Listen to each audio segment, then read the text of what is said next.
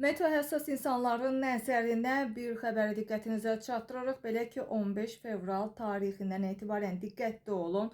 Bugün 14 fevral tarixidir və əhaliyə bir xəbərdarlıq edilib. Belə ki, 14 fevral və sabah yer kürəsində maqnit qasırğası ilə bağlı bir məlumat diqqətinizə çatdıracağıq. Britaniya Geoloji Xidməti məlumat yayıb.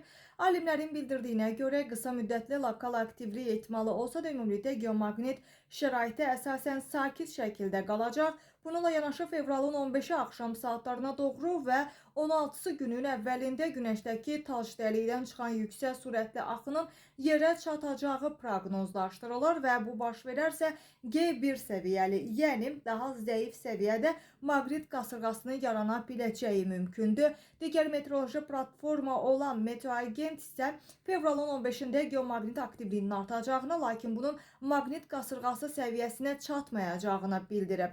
Məhz maqnit qasırğası nədir? Maqnit qasırğaları günəşdə baş verən alışmalar və tac kütləsinin püskürməsi nəticəsində yaranır və yüklü hissəcik axınları yerə çataraq planetin maqnit sahəsində dalğalanma yaradır ki, bu prosesdə maqnit qasırğası adlanır. Belə dövrdə qütb parıltıları güclənə bilər və peyk rabitəsi, naviqasiya və kommunikasiya sistemlərində müəyyən nasazlıqların ola bilmə ehtimalı da mümkündür. Geomaqnit aktivlik məhz G1-dən G5-ədək olur və zəifdən ekstremal səviyyəyə qədər qiymətləndirilmiş olur. Mütəxəssislərin fikrincə, meteo həssas insanlarda maqnit qasırğaları bəzən baş ağrısı, yorğunluq, təzyiq kimi dəyişkənliyə də səbəb ola bilir.